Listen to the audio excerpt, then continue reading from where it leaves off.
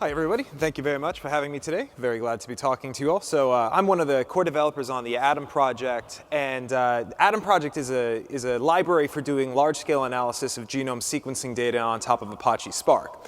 And we talked earlier in one of the keynotes about what exactly genome data is like, but kind of introduce the data in our construct, in our specific construction. We're typically talking about genome resequencing. So probably everybody in this room is familiar with the Human Genome Project, right? One of the largest scientific achievements of the last 20 years. In 2001, we went ahead and we took 20 different people. We collected some sequencing data from them, and we used this to assemble a draft of the human genome sequence. What this actually gives us is this very, very useful object. It gives us this reference human genome. And then when we want to look at a new person's genome, we don't have to go ahead and assemble their genome from scratch. We go ahead and we compute a difference between what their genomic reads look like and what the reference genome looks like. So this is a very useful thing for us to deal with. It allows us to take those several hundred gigabytes of raw sequence data that we have and translate it into a set of diffs that can be much smaller. So we're typically, if we go ahead and sequence a human genome is about 3.2 billion letters long.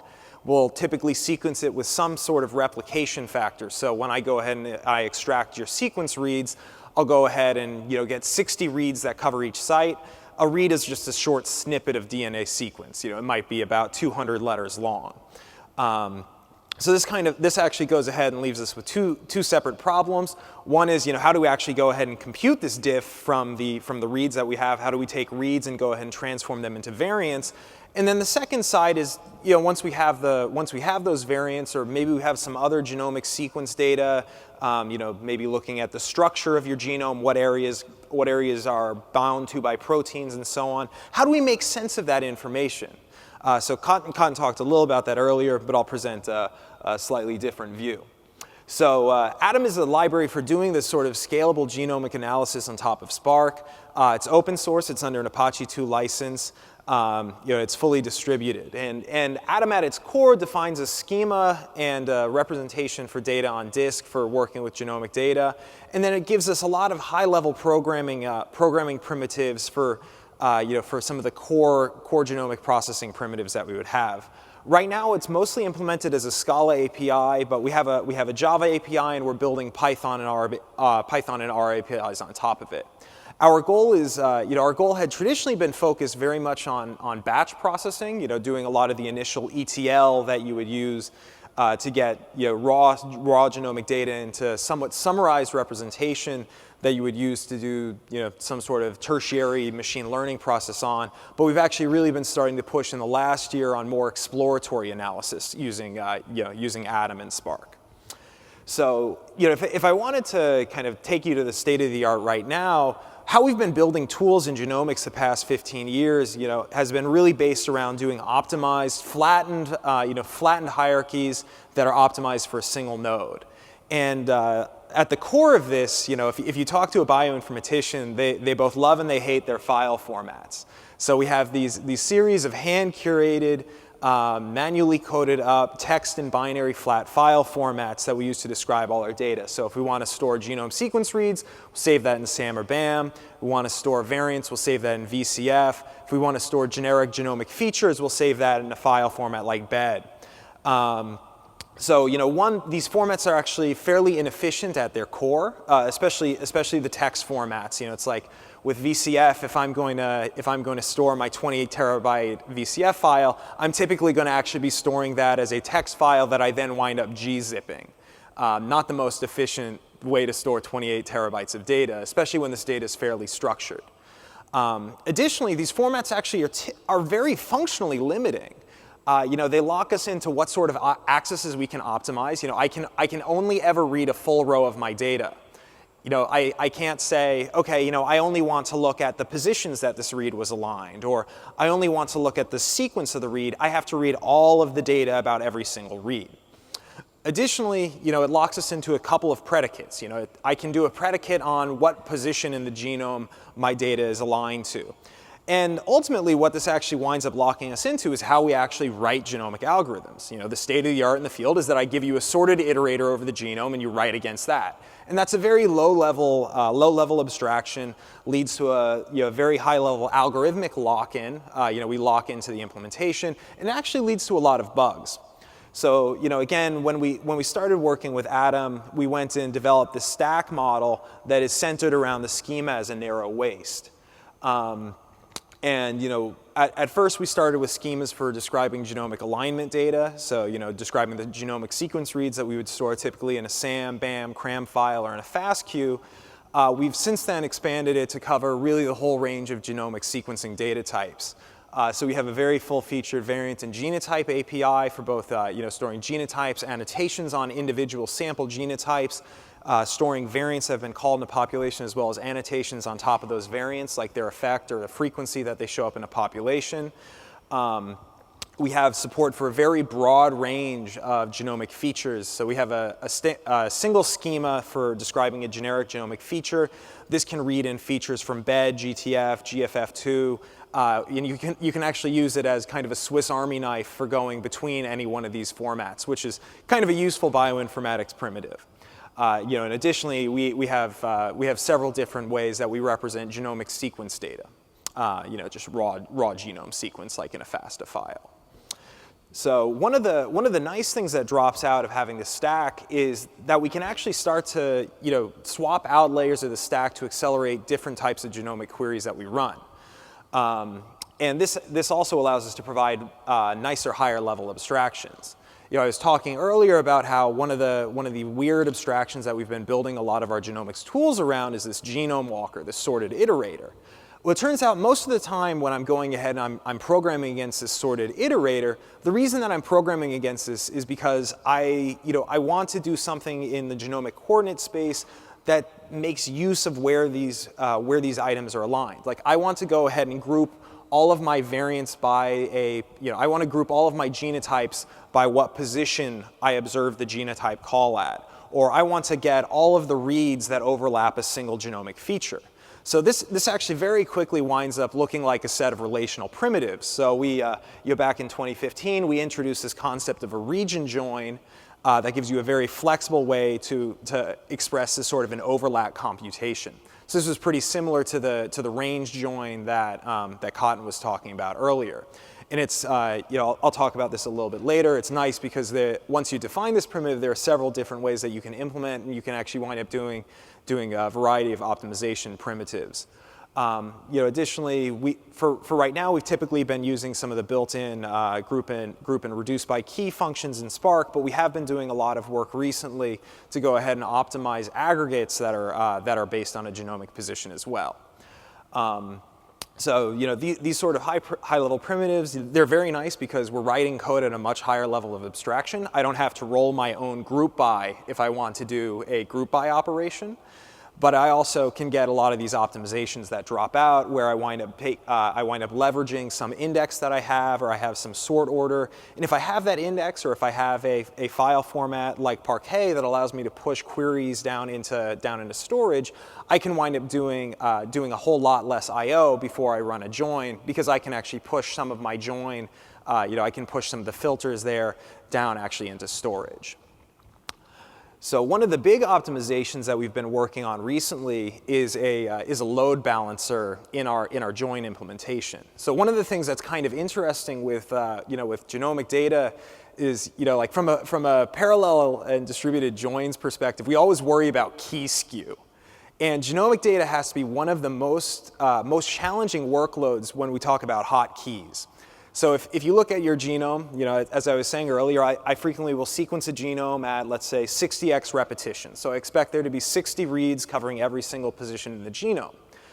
One of the weird things about a genome is that genomes are actually, even though you will sequence at 60x, you will not get anywhere near a uniform 60x coverage. And this is for a variety of reasons. Part of it is that we have repetitive areas in the genome. So when you have a repetitive area, that area of repetition will actually frequently get collapsed down in the reference genome. So you may actually have 5 or 10 or 20 copies of it, but because the sequence is repeated, it'll only show up once. So you'll wind up getting reads at that one site that are overrepresented by 10, 20, so on and so forth amount of times. And in reality, this is actually a much bigger problem than a 10 or 20x problem. On real-world data, we'll frequently see that we've sequenced at 60x coverage, and we'll have positions in the genome that are covered by 50,000 reads. So several orders of magnitude key skew.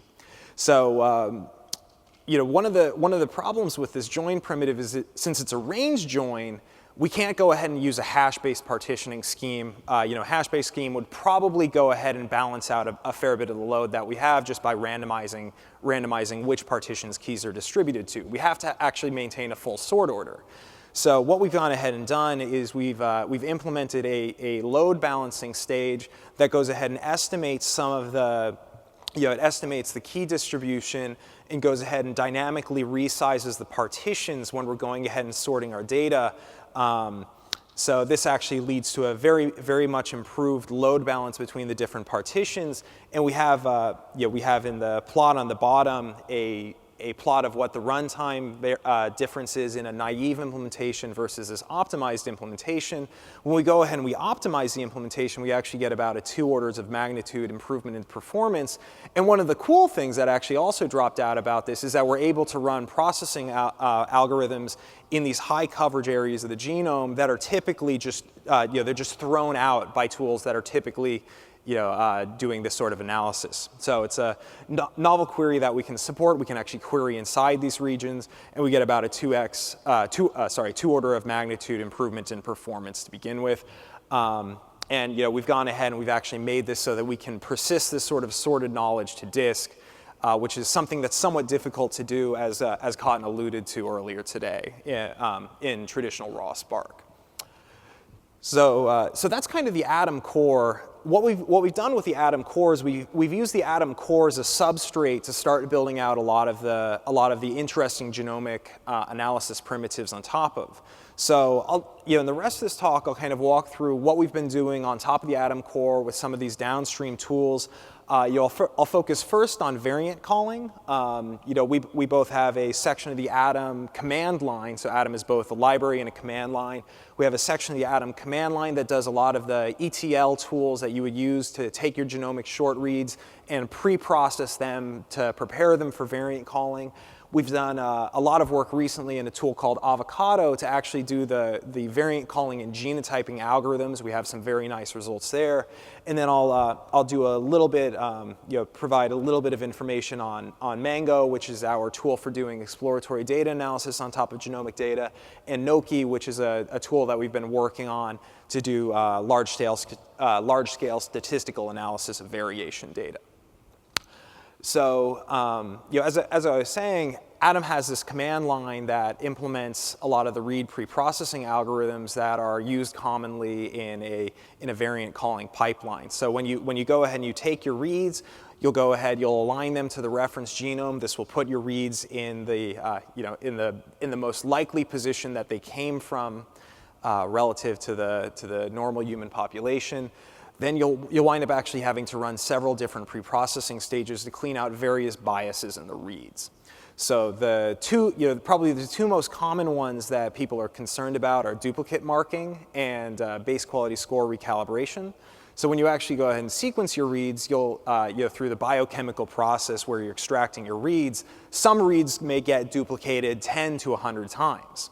The process that we use to call variants winds up doing statistical inference on the reads that you have at every single position in the genome. So if you have a single read that got duplicated 100, 200 times, it'll very strongly bias the position that we're looking at. This is actually especially important if the read contains an error. Why are we sequencing these reads with 60x repetition? It's because actually if you look at a single base in a read, we expect about 1 in every 50 bases to be wrong. So that kind of leads to the second step of pre-processing, which is this base quality score recalibration. When we have the reads, it's not just a raw sequence. The reads will come along with quality scores, which are these probability estimates. These probability estimates are fairly accurate when they come off the sequencer, but the sequencers actually have some biases that cause them to mispredict these values. So your genome, you have an A, C, T, and a G. Those are the 4 letters. If you have a read that is strongly, that is in a region that has many G's or C's, this will actually cause the sequencer to misestimate the probability scores, and so on and so forth. These tools have been implemented before in a single node tool that's the GATK, Genome Analysis Toolkit. This is a very popular tool. It came out of the Broad Institute right across the Charles. And we've gone ahead and we've re-implemented these tools in parallel on top of Atom. And we've done a lot of performance benchmarking, both for runtime and accuracy in the last year. And the high bit with Atom is that we wind up producing statistically equivalent results to the GATK best practices pipeline. And when we say statistically equivalent, the GATK is actually a non-deterministic tool. So if you run the GATK 2 times, you will not get the exact same results between the 2 runs. So the results that we produce are, they are equivalent to the GATK within the bounds on that non-determinism. And we've done this experiment by running end-to-end variant calling, where we've taken the GATK pre-processing steps and we've subbed them out for the Atom pre-processing steps. We've looked at the error profiles as comparing against the genome in a bottle, which is a widely used genomic reference truth set for variant calling. Here I'm looking at just the performance of the read pre-processing parts of the pipeline. If we look at the full end-to-end GATK pipeline for about a 65x whole coverage genome running on a 32-core HPC-style machine in the AWS cloud, the GATK takes about 115 hours to run through read pre-processing. If we go ahead and we run Atom, we can drop that number very easily down to 4 hours for the whole pre-processing pipeline, giving us about a 30x speed up. In this configuration, we're actually running Atom on a cluster of 8 nodes. We chose this purely for economic efficiency reasons. We've gone ahead and we've run Atom on clusters that are well in excess of 1,000 cores, and we go ahead and we get linear speed out to 1,000 cores. But when we're running this experiment on AWS, due to both the vagaries of pricing, how we essentially get billed for the node hours, the 8-node configuration winds up being the lowest cost configuration.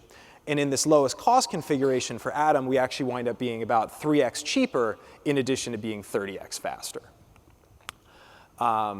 Then when you go ahead and add on the end-to-end variant calling, so here we have a case where we're using Atom plus the GATK's haplotype caller, which is their variant calling stage. The haplotype caller is about a 35-hour process. So that goes ahead and that bumps the end-to-end variant calling time for the GATK up to about 150 hours, while for Atom, we would tack on, we would be about 39 hours end-to-end, where we're running this haplotype caller on a single node at the end.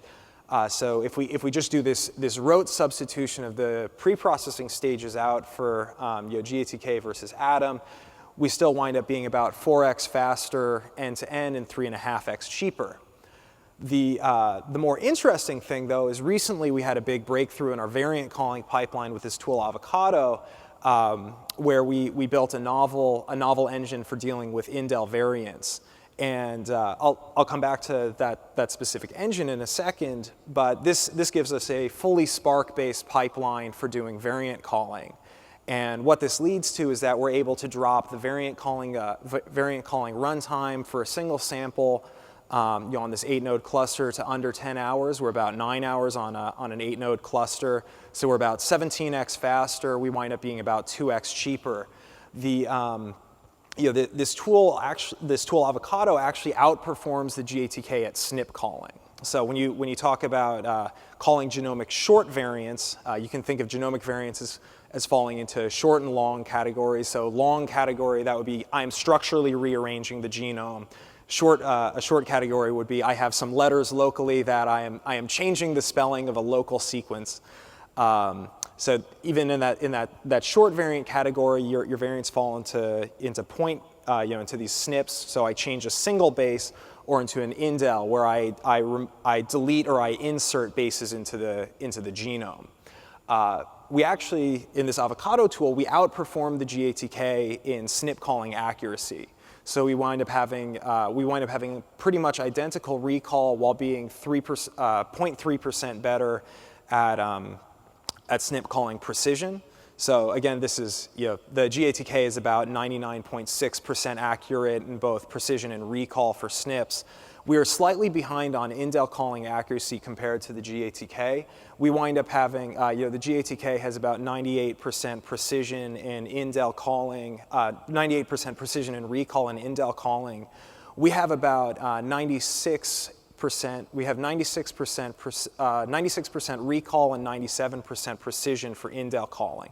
So we're slightly behind. We've identified some bugs there that we're working on. We hope to pull those numbers up to snuff soon. What we wind up doing here is we rely on this novel efficient kernel that it doesn't, in the GATK haplotype caller, they actually take all of the reads that are around a site where there's possibly an indel, and they go ahead and they build a graph theoretic representation of the site, and they traverse all of the paths through the graph at that site.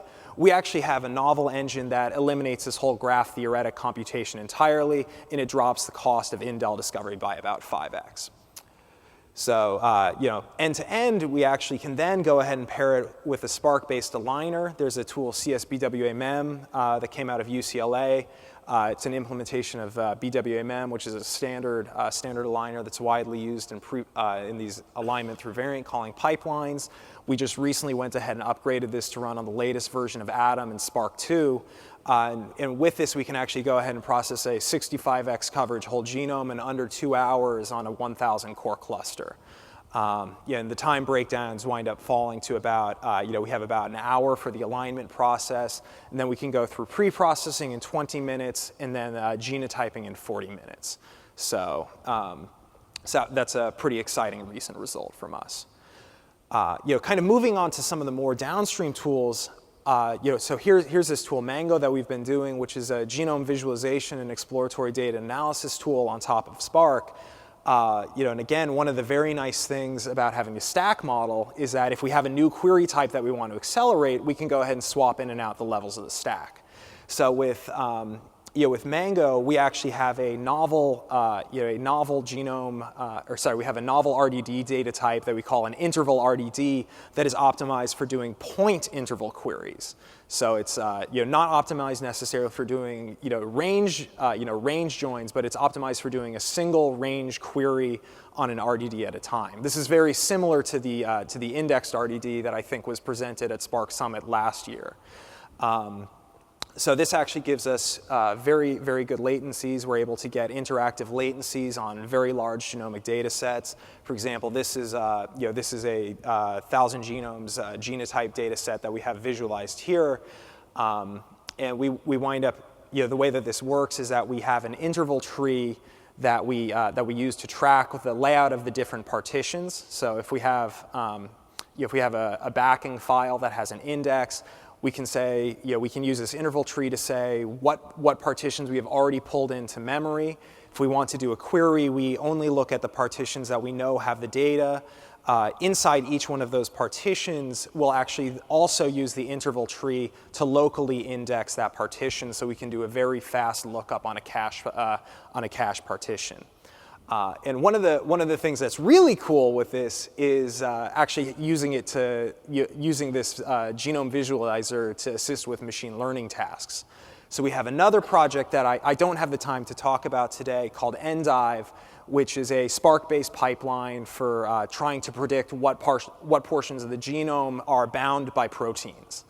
So we look at the genome sequence that we pull from reads, and we train a machine learning model on top of that to predict whether the reads or whether the genome is bound by proteins. With this model, we can then go ahead and save it and use Mango to go ahead and apply it interactively. So, here we have two data sets. We have a data set that we train the model on, we have a ground truth data set, and we have a new data set that we are applying the model to. So we're not learning, we're just applying the model. And here we can use Mango to essentially overlap the ground truth with the prediction data that with the predictions that we're generating in real time. So to go ahead and and query and apply a machine learning model to a 10 kilobase pair region, we can do that in about 400 milliseconds, which is it's a somewhat novel thing. I think it's kind of a cool application. Moving on, the last thing I'll talk about is some of our work in variant warehousing. So, I spent a lot of time today talking about how we can go from reads to genotypes. And fortunately, before me, Cotton talked a lot about how we're actually really interested in looking at some statistical aggregates across these genotypes. So, maybe we're interested in the probability of seeing a genotype in a population. That can actually very strongly inform the process of calling the genotypes in a single sample that I was just talking about. But as Khan was talking about, we're very interested in seeing the probability that a genotype associates with a phenotype, a certain disease or a certain trait that I'm interested in. And one of the things that is a pretty big problem in this pipeline is, as Khan was talking about, the data is arriving near continuously.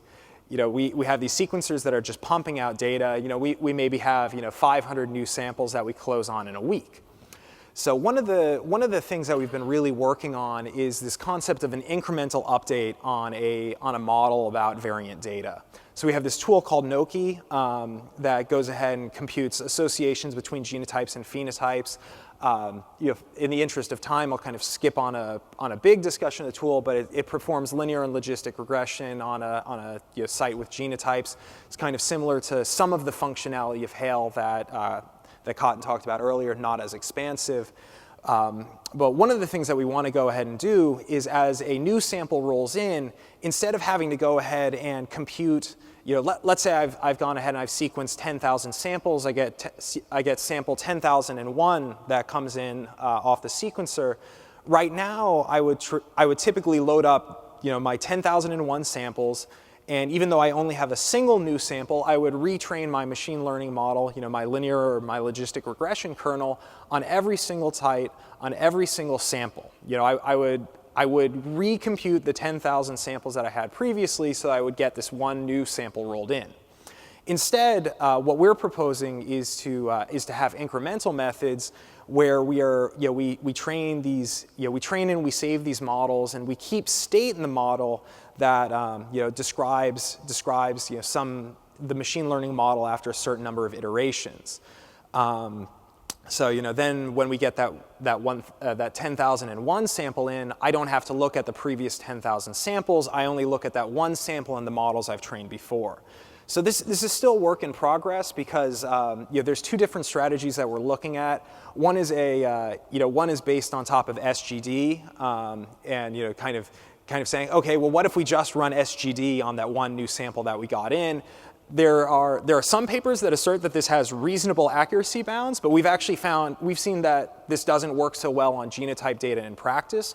We've also been looking at an approach using QR factorization that you can prove has the same accuracy bounds as going ahead and doing the full training process on all of the data every single time. However, it has a much higher storage cost. So we're going ahead and we're working on this to try to suss out the difference between these two approaches, and also we want to see if there's anything that we can use about the genome structure and how variants distribute in a population to be even smarter about how this is. Maybe we would use the QR factorization to let us know when we have to actually go ahead and recompute. When we can use this approximate SGD approach, when we have to use a full QR factorization approach. So that's work in progress. So Atom, again, it's an open source project, and it relies very heavily on the many contributors. We've been fortunate to accumulate over 60 people who've contributed to the project from more than 12 institutions. So I'd like to thank them. And if you're interested in it, all the projects that I discussed today can be found on GitHub and the Big Data Genomics organization. And we're working right now with Databricks to get some more demos up, but we do have two demos running right now, we have a demo running right now in Databricks CE that you can go ahead and use if you're interested in playing with the code. So thank you very much, and I'll take briefly any question. Big hand to Frank. We've got about a couple of minutes. We have 2 mics on either side of the aisle. If you have any quick questions, Frank will take them, and then we have to go on to the next speaker.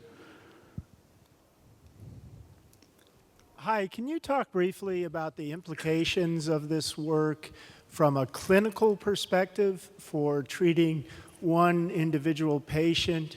What is it like now? What might we expect, say, in 2 years?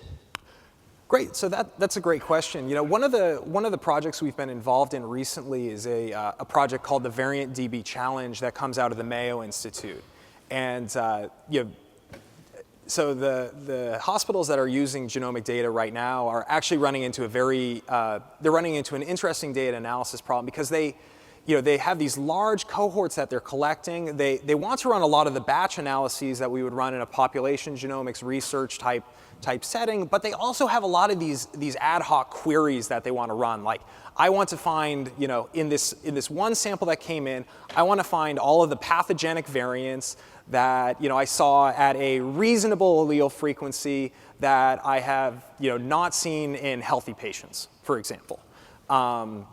So one of the things that is nice with Atom is that it's fairly easy to construct this sort of a query. It's fairly easy to go ahead and run it ad hoc. And one of the things that you can also go ahead and do is you can essentially use Atom to force genotype against the population more easily than you could in a tool like Hail. So I think I think we're still kind of playing things out there. I know we proposed a solution to this Variant DB challenge. I think people at SciDB have been working on a solution, so on and so forth. But yeah, there's definitely a lot of people working in this place, and ultimately it's going to come to a trade-off, I think, between performance and coming up with a query model that is easy for someone who is on the more on the clinical side to go ahead and use.